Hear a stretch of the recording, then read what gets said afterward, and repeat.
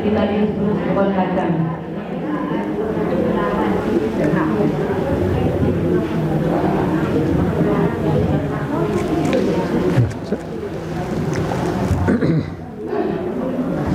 Ibu-ibu yang berbahagia, bahkan kita dengarkan ceramah terkait dengan agama yang akan disampaikan oleh guru kita Al-Mukarram Dr. Andus Haji Heksan KIPP. Kami silakan.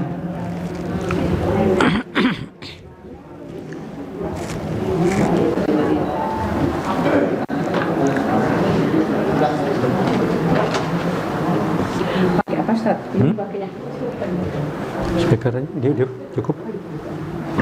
Enggak, ini di luar. yang itu di luar. Oh, Ya itu di luar, Ustaz. di dalam.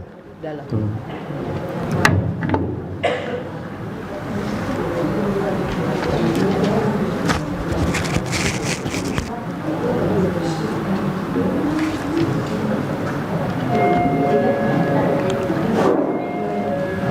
Assalamualaikum warahmatullahi wabarakatuh.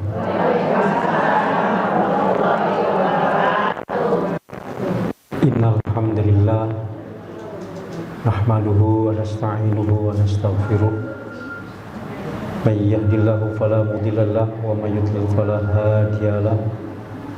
Wa na'udzu billahi min shururi anfusina wa min sayyiati a'malina. Asyhadu an la ilaha illallah wahdahu la syarika lah wa asyhadu anna sayyidana Muhammadan abduhu wa rasuluh arsalahu bil huda wa dinil haqq liyuzhirahu 'ala ad-dini kulli walau karihal kafirun. Allahumma shalli wa sallim wa barik ala abdika wa rasulika sayyidina wa nabiyyina wa habibina wa syafi'ina wa maulana Muhammadin sallallahu alaihi wasallam wa ala alihi wa sahbihi ajma'in. Amma ba'd. Kepada yang terhormat Ibu Ketua Majelis Taklim Kaum Ibu Musholla Al-Ma'sum, Ibu Al-Makmur, Musholla Al-Makmur, Ibu Ustazah Julia, para ketua Majelis Taklim Sekebun Kacang yang saya hormati, para asatizah yang tidak bisa saya sebutkan satu persatu namanya tadi tanpa mengurangi rasa hormat saya yang saya muliakan, dan jamaah sekalian yang berbahagia. Puji syukur marilah kita panjatkan kepada Allah Subhanahu wa taala yang telah menganugerahkan berbagai macam nikmat-Nya kepada kita semua, sehingga pada kesempatan sore hari ini kita dapat berkumpul bersama-sama di tempat yang mulia ini dalam rangka melaksanakan kegiatan pengajian rutin bulanan, gitu ya. Oleh karena itu kita berharap moga-moga apa yang telah sedang dan akan kita kerjakan kiranya senantiasa mendapat ridho dari Allah Subhanahu wa taala. Shalawat serta salam semoga senantiasa terlimpah keharibaan junjungan kita Nabi besar Muhammad sallallahu alaihi wasallam serta para keluarganya, sahabatnya, dan segenap pengikutnya hingga akhir zaman. Ibu-ibu yang saya hormati, sebelum saya lanjutkan, perkenankan saya untuk menyampaikan ungkapan terima kasih yang mendalam kepada pengurus Majelis Taklim Kaum Ibu Musholla Al-Makmur, wabil khusus berkat wasilah Ibu Wakil Ketua Majelis Taklim Musholla Al-Makmur, Ibu Ustazah Yuniati. Dengan wasilah beliau saya bisa hadir ke tempat ini, sehingga saya bisa bersilaturahmi dan bisa berbagi pengetahuan yang mudah-mudahan ada hikmah dan barokahnya buat kita semua. Hadirat yang dirahmati Allah Subhanahu wa taala, saya akan mengawali tausiah saya ini dengan mengajak jamaah untuk memahami lebih dalam makna yang terkandung di dalam wahyu yang pertama kali diterima oleh baginda kita Nabi besar Muhammad SAW. Seperti kita ketahui, wahyu yang pertama kali beliau terima adalah surat Al-Alaq ayat 1 sampai ayat 5 yang berbunyi a'udzubillahi minasyaitonirrajim, Iqra bismi rabbikal ladzi khalaq, khalaqal insana min 'alaq, Iqra wa rabbukal akram alladzi 'allama bil qalam 'allamal insana ma lam ya'lam. Itu 5 ayat pertama tuh yang diterima oleh Rasulullah. Dan itu mulai dari situ Rasulullah berarti diangkat menjadi Rasul dengan diterimanya wahyu yang pertama itu, Rasul akhir zaman. Iqra bismi rabbikal ladzi khalaq, bacalah dengan nama Tuhanmu yang telah menciptakan. Khalaqal insana min 'alaq, yang telah menciptakan manusia dari segumpal darah. Iqra wa rabbukal akram, bacalah dan Tuhanmu lah yang amat mulia. Allazi 'allama bil qalam, yang telah mengajarkan dengan perantaran pena. 'Allamal insana ma lam ya'lam, yang telah mengajarkan manusia tentang apa-apa yang tidak diketahuinya. Ibu-ibu dan saudari-saudari yang saya hormati, kalau kita coba pahami lebih dalam makna itu, makna yang terkandung dalam firman Allah itu sesungguhnya mengandung 3 persoalan pokok. Pertama, tentang Allah yang menciptakan alam semesta. Kedua, tentang manusia yang telah diciptakan Allah dari segumpal darah. 3, tentang ilmu yang telah diajarkan dengan perantaran pena.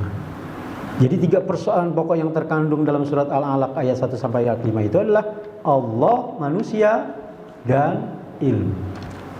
Nah, kalau kita coba lihat dan pahami makna yang terkandung dalam Ummul Quran, surah Al-Fatihah, yang selalu kita baca setiap sholat, dan karena memang itu merupakan rukun sholat, ternyata juga secara implisit mengungkapkan 3 persoalan pokok yang sama. 3 ayat pertama Allah berfirman, Alhamdulillahirabbil alamin, segala puji bagi Allah yang memelihara alam semesta, Ar-Rahmanir Rahim, yang maha pengasih lagi maha penyayang, Maliki Yaumiddin, yang menguasai hari kemudian. Berarti di sini mengungkapkan tentang Allah. Allah yang mana? Allah yang memelihara alam semesta, Allah yang maha pengasih lagi maha penyayang, Allah yang menguasai hari kemudian. Jadi tentang Allah di situ 3 ayat pertama. Ayat keempatnya, Iyyaka na'budu wa iyyaka nasta'in, kepadamu lah kami menyembah dan kepadamu lah kami mohon pertolongan. Di sini menerangkan tentang status manusia yang harus menghambakan diri hanya kepada Allah dan memohon pertolongan hanya kepadanya jua. Jadi tentang manusia. 2 ayat terakhir berbunyi, ihdinas siratal mustaqim, tunjukilah kami jalan yang lurus, siratal ladzina an'amta alaihim, yaitu jalan orang-orang yang kau telah beri nikmat atas mereka, ghairil maghdubi alaihim waladdallin, bukan jalan orang-orang yang kau murkai lagi sesat. 2 ayat terakhir ini mengungkapkan tentang adanya 2 jalan. Pertama jalan yang lurus, kedua jalan yang sesat. Jalan yang lurus, jalan orang-orang yang Allah telah berikan nikmat. Jalan yang sesat, jalan orang-orang yang Allah murkai. Untuk mengetahui mana jalan yang lurus dan mana jalan yang sesat, diperlukan ilmu pengetahuan. Jadi 3 persoalan pokok yang terkandung dalam surat Al-Fatihah ternyata identik, sama dengan 3 persoalan pokok yang terkandung dalam surat Al-Alaq ayat 1 sampai 5. Yaitu Allah, manusia, dan ilmu. Nah, 3 persoalan pokok inilah yang sesungguhnya merupakan titik tolak bagi kita sebagai seorang muslimah atau muslim dalam upaya memperoleh kebahagiaan hidup dunia dan akhirat, sesuai dengan doa yang selalu kita panjatkan terutama selepas sholat. Gimana doanya? Rabbana atina fid dunya hasanah wa fil akhirati hasanah wa qina adzabannar. Ya Allah, ya Tuhan kami, berikanlah kami kebahagiaan hidup di dunia, berikan pula kami kebahagiaan hidup di akhirat, wa qina adzabannar, dan bebaskanlah kami dari siksa api neraka. Nah, jadi 3 persoalan pokok tadi. Jadi saya akan menyampaikan tausiah dalam kesempatan yang berbahagia ini bertitiklah dari 3 persoalan pokok tadi. Mudah-mudahan apa yang saya sampaikan nanti ada manfaatnya buat kita semua. Saya mulai dari yang pertama, Allah. Kalau hari Jumat saya nggak bisa nanya, ini karena bukan hari Jumat, saya tanya dulu nih sama yang kamera. Suara saya masuk nggak ke situ? Masuk. Ya. Kalau khutbah nggak bisa begitu. Jadi kadang-kadang habis selesai suaranya nggak masuk, akhirnya nggak ada suara saya. Oke. Yang pertama, ibu-ibu yang saya hormati, yang pertama Allah maksudnya apa? Maksudnya adalah kita harus yakin, seyakin-yakinnya akan keberadaan Allah. Allah yang Maha Esa, Allah yang patut kita sembah, Allah pencipta alam semesta, pemelihara alam semesta, dan yang akan menghancurkan alam semesta nanti pada saatnya di hari kiamat. Jadi kita harus yakin, seyakin-yakinnya Allah dengan segala kemahaannya. Nah, bicara soal keyakinan, kita bisa mengklasifikasikan menjadi 3. Pertama, yang disebut dengan ilmul yakin. Artinya keyakinan yang diperoleh berdasarkan pengetahuan. Kedua, yang disebut dengan ainul yakin. Keyakinan yang diperoleh berdasarkan penglihatan. Ketiga, yang disebut dengan hakul yakin. Keyakinan yang diperoleh berdasarkan pengalaman. Kalau ada orang bilang Ka'bah itu adanya di Masjidil Haram, bukan di Masjid Nabawi. Dari mana taunya? Dari tetangga saya yang baru pulang haji. Itu namanya ilmu yakin. Keyakinan yang diperoleh berdasarkan pengetahuan. Tapi kalau dia katakan, saya tahu karena saya melihat tayangan televisi live itu langsung. Saya melihat di Masjidil Haram, di dalam itu ada Ka'bah. Nah, itu ainul yakin. Tapi kalau dia katakan lagi, saya yakin bahwa Ka'bah ada di Masjidil Haram. Kenapa? Orang saya pernah ke sana. Nah, hakul yakin. Jadi keyakinan yang diperoleh berdasarkan pengetahuan apa namanya, Ibu? Ilmu yakin. Yang diperoleh berdasarkan penglihatan? Ainul yakin. Yang diperoleh berdasarkan pengalaman? Hakul yakin. Walaupun yang rendah-rendah sedikit-sedikit, yang penting ada manfaatnya, Bu, ya. Artinya paling enggak ya ada tambahan lah ilmu yang kita peroleh. Bagi yang sudah tahu, ya disegarkan lagi pengetahuannya, gitu ya. Jadi ilmu yakin, ainul yakin, hakul yakin. Nah, keyakinan kita terhadap syariat agama kita itu semua berdasarkan ilmu yakin, bukan ainul yakin, apalagi hakul yakin. Sebab kalau kita yakin setelah sampai pada tahap ainul yakin, apalagi hakul yakin, nggak memberikan manfaat apa-apa. Misal, ibu baru yakin kalau di alam barzakh nanti ada yang mendapat azab, ada yang mendapat nikmat. Baru yakinnya nanti kalau sudah masuk alam barzakh, ada manfaatnya nggak? Nggak ada, karena udah sampai pada tahap ainul yakin, bahkan hakul yakin. Kita baru yakin kalau ketika menghadapi sakaratul maut itu ternyata tersiksa lantaran ketika masih waktu hidupnya selalu bergelimang lembah dosa, membangkang terhadap ketentuan Allah Subhanahu wa taala. Sehingga hidupnya selalu bergelimang dalam kemungkaran dan kemaksiatan. Baru yakin orang itu ketika menghadapi sakaratul maut enggak memberikan manfaat apa-apa. Karena pada saat itu sudah sampai pada tahap ainul yakin, bahkan hakul yakin. Makanya dalam surat Al-Munafiqun ayat 10 dan 11 Allah berfirman, min qabli an ya'tiya ahadakumul maut, sebelum datang kematian salah seorang di antara kamu, fayaqul, maka dia berkata, Rabbi, Tuhanku, laula akhartani ila jalin qarib, kalau sekiranya kau undurkan kematianku sebentar saja, fa asaddaqo, niscaya aku akan benar-benar bersedekah, wa akum minas sholihin, dan saya akan benar-benar menjadi orang yang soleh. Itu adalah rengekan orang ketika dia menghadapi sakratul maut. Lantaran ketika waktu hidupnya, waktu sehatnya, dia membangkang pada ketentuan-ketentuan Allah, hidupnya selalu bergelimang dalam lembah dosa, tidak pernah sholat, justru melakukan larangan-larangan Allah. Ketika sakratul maut dia baru bilang minta diundur kematian sebentar saja. Dia mau benar-benar bersedekah, berarti waktu sehatnya mungkin, waktu hidupnya malas dia bersedekah. Baku minas solihin, dan dia akan menjadi orang soleh, artinya ingin benar-benar melaksanakan apa yang Allah perintahkan, menjauhkan apa yang Allah larang. Tapi itu nggak ada gunanya. Allah tegaskan pada ayat berikutnya, wala yu'akhirullahu nafsan iza jaa ajaluha. Padahal Allah tidak akan mundurkan kematian satu jiwa pun apabila telah tiba ajalnya. Nah, jadi itu terkait dengan ilmu yakin. Nah, ilmu yakin inilah yang dikatakan iman. Iman inilah yang harus kita jaga, kita rawat. Sebab iman penggerak utama dalam diri manusia untuk melakukan syariat agama kita. Iman merupakan faktor penentu bagi kehidupan seseorang nanti di alam akhirat. Apakah dia akan tergolong ahlul jannah atau dia tergolong ahlun nar? Apakah dia akan tergolong penghuni surga atau dia penghuni neraka? Orang yang akhir hayatnya mati dalam keadaan beriman, insya Allah dia masuk surga, walaupun sebelumnya kafir.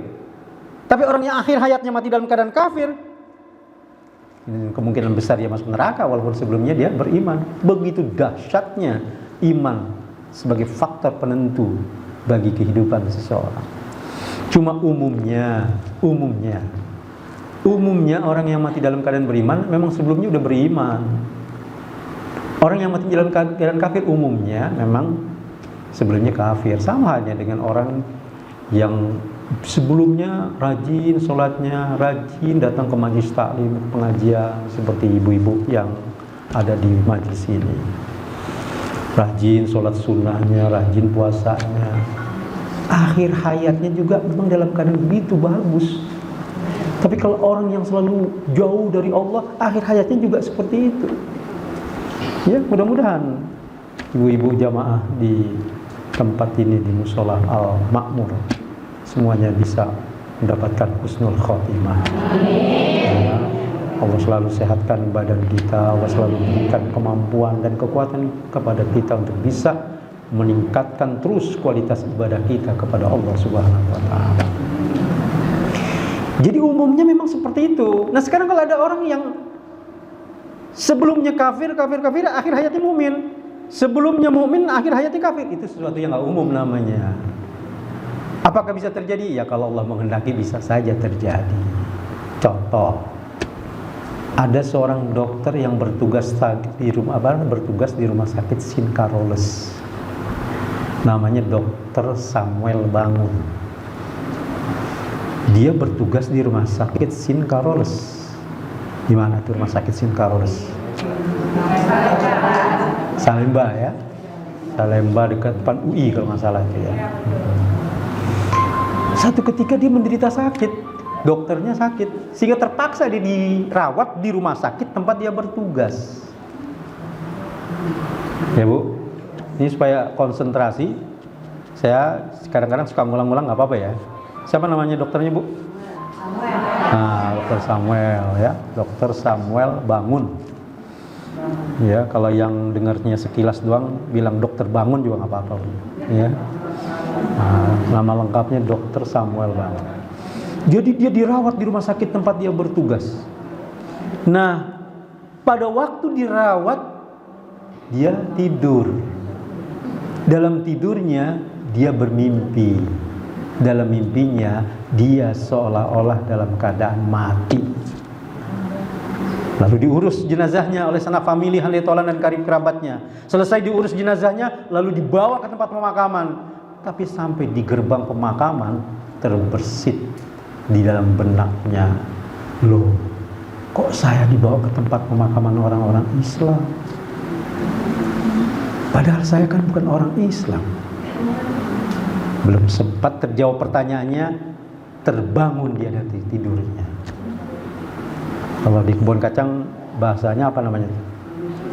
Nah, kalau gitu sama di kota bambu, ya. Dokter Samuel mendusin jadinya. Nggak lama kemudian dia tertidur lagi. Dalam tidurnya dia bermimpi. Dalam mimpinya dia seolah-olah dalam keadaan mati. Lalu dibawa lagi jenazahnya ke tempat pemakaman oleh sanak famili ahli tolan dan karib kerabat. Tiba di gerbang pemakaman, terbersit lagi pertanyaan, loh kok saya dibawa lagi ke tempat pemakaman orang Islam? Saya ini bukan orang Islam. Tak lama kemudian mendusin lagi. Sampai 3 kali berturut-turut Dokter Samuel bangun mimpi dalam hal yang sama. Ibu-ibu dan saudari-saudari yang saya hormati, rupanya Dokter Samuel ini mendapat hidayah dari Allah. Terketuk pintu hatinya untuk memeluk agama Islam. Lalu dia panggil sahabat karibnya yang profesinya dokter juga. Tapi dokternya plus ini, dokter juga mubalik juga. Namanya Dr. Subki Abdul Qadir. Pada saat itu menjabat Direktur Rumah Sakit Islam Jakarta. Nah, itu di mana itu? Cempaka Putih ya, Rumah Sakit Islam Jakarta. Dr. Subki datang memenuhi panggilan sahabatnya. Singkat ceritanya, Dr. Samuel minta dibimbing, dia ingin masuk agama Islam. Akhirnya diajarin baca 2 kalimat syahadat oleh Dr. Subki Abdul Qadir. Bacanya juga nggak seperti kita baca syahadatnya. Kalau kita udah cepet, kalau dia sepotong-sepotong jadinya.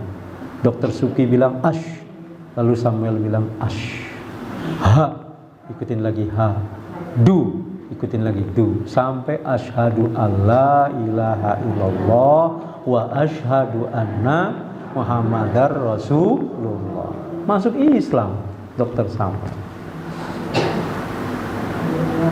Kalau sampai ajal menjemputnya, imannya terus bisa dipertahankan, insya Allah ahlul jannah, masuk surga. Padahal sebelumnya kafir, anak-anak kafir, remaja kafir, dewasa kafir. Ketika menjelang akhir hayatnya, dia beriman Islam. Itu contoh yang tidak umum. Tapi bisa saja terjadi jika Allah menghendaki. Jadi kembali lagi, itulah dahsyatnya iman. Makanya iman harus dijaga, iman harus ditingkatkan kualitasnya, iman harus dipertahankan. Iman sesungguhnya merupakan harta kita yang paling berharga. Tapi sayangnya tidak sedikit umat Islam yang kadang-kadang sering terkecoh. Ini mungkin karena terlalu terpesona dengan gemerlapnya dunia, sehingga tidak lagi memandang bahwa iman itu merupakan harta yang paling berharga. Saya akan saya coba berikan sebuah ilustrasi. Kalau satu ketika ada di antara ibu-ibu keluar di tengah malam, misalnya karena ingin ke rumah saudara, menjenguk saudara yang sakit atau cucu yang sakit, kita di ibu kota kadang melihat masih ada orang yang bekerja di tengah malam itu, sedang melakukan pengecoran di gedung-gedung tinggi. Bahkan ada di antara mereka berada di posisi yang lebih tinggi lagi untuk melakukan pengawasan, padahal belum ada pengamanan yang layak. Ketika ditanya, kenapa sih Pak sampai begitu ngototnya cari uang hingga larut malam? Maka dia jawab, saya lakukan ini demi istri dan anak-anak saya. Berarti bagi si bapak itu, istri dan anak-anaknya adalah harta yang paling berharga dalam hidupnya. Ilustrasi yang kedua. Pernah satu ketika beberapa tahun yang lalu jatuh pesawat di perairan Sulawesi. Kemudian tim SAR langsung bergerak cepat mencari titik lokasi jatuhnya pesawat itu. Rupanya pada saat itu ada seorang bapak yang sudah sepuh ikut bergabung dengan tim SAR untuk mencari titik lokasi jatuhnya pesawat itu. Ketika ditanya, Pak, kenapa Bapak sampai begitu ngototnya ikut-ikut gabung dengan tim SAR? Padahal Bapak duduk saja di sini, nunggu informasi, itu kan lebih bagus. Apa jawab si Bapak? Saya lakukan ini karena di antara penumpang dari pesawat yang jatuh itu adalah putri kesayangan saya. Berarti bagi si Bapak itu, putri kesayangannya adalah harta yang paling berharga dalam hidupnya. Ibu-ibu yang saya hormati, dari dua ilustrasi tadi memang belum tentu ada salahnya. Bisa juga ada benarnya. Sepanjang cintanya kepada makhluk tidak melebihi daripada cintanya kepada Khalik. Kalau cintanya kepada makhluk melebihi daripada cintanya kepada Khalik, itu yang salah. Misalnya ibu saking cintanya kepada anak, takut anaknya ngambek, lalu ibu tidak bisa mencegah anaknya melakukan perbuatan-perbuatan yang dilarang oleh Allah. Pergaulan bebas, narkoba, takut anaknya marah, takut anaknya ngambek dan lain sebagainya. Itu namanya cintanya kepada makhluk melebihi daripada cintanya kepada Khalik. Kita tetap harus punya prinsip memperbaiki hal-hal yang tidak diridhoi oleh Allah, walaupun taktik strateginya ya harus kita tempuh dengan cara yang bijak. Ya, si bapak pun demikian. Ya, harus juga punya prinsip. Jangan sampai dia tenggelam ya dalam perbuatan di mana dia lebih memilih atau lebih mengutamakan cintanya pada makhluk yang melebihi daripada cintanya kepada Khalik. Sebab ada sebuah hadis yang menerangkan begini. Di padang mahsyar nanti ada seorang bapak itu diseret-seret oleh Allah untuk dilakukan hisab. Lalu bergelayutan di tangan kanan dan kirinya istri dan anak-anaknya. Nah, setelah dihisab lalu Allah putuskan, suami masuk surga, istri dan anak-anaknya semua masuk neraka. Dalam hadis itu diterangkan, gak lama kemudian si istri interupsi, dia berkata, interupsi ya Allah, sesungguhnya aku ini hanya dinikahi, lalu dipenuhi kebutuhan-kebutuhan hidupku, tapi aku tidak pernah dididik agama, aku tidak pernah diperintahkan sholat, diingatkan untuk melaksanakan sholat dan sebagainya. Akhirnya si istri berkata, khuz bi haqqina minhu, ambil hak kami dari suamiku itu. Si anak pun begitu, ya Allah, sesungguhnya aku hanya dipenuhi urusan-urusan atau kebutuhan-kebutuhan yang sifatnya duniawi.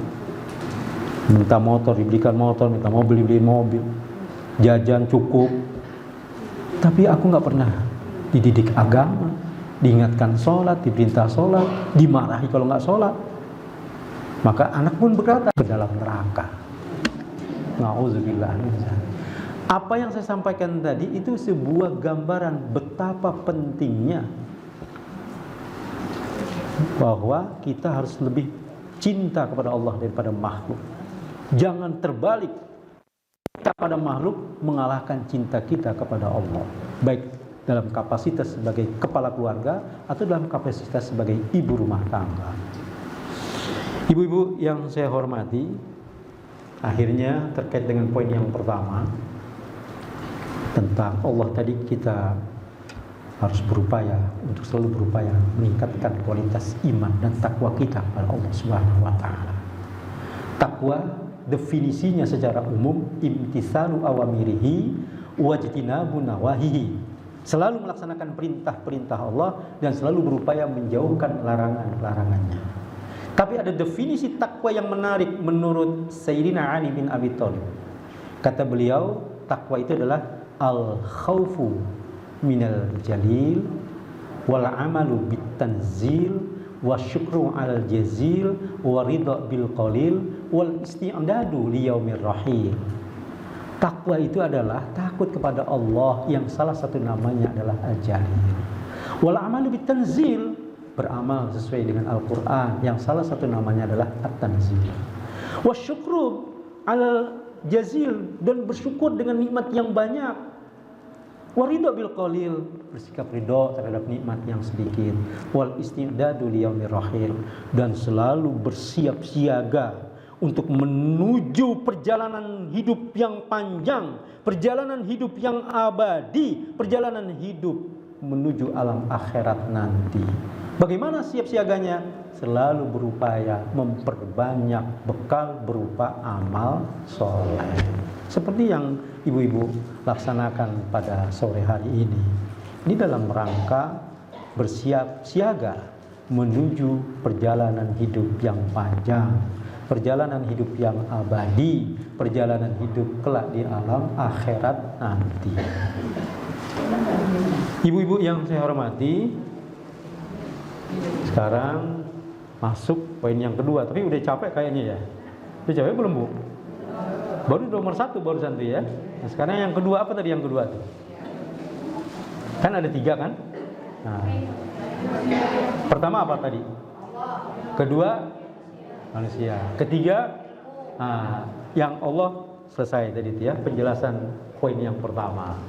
Sekarang kita masuk poin yang kedua, manusia.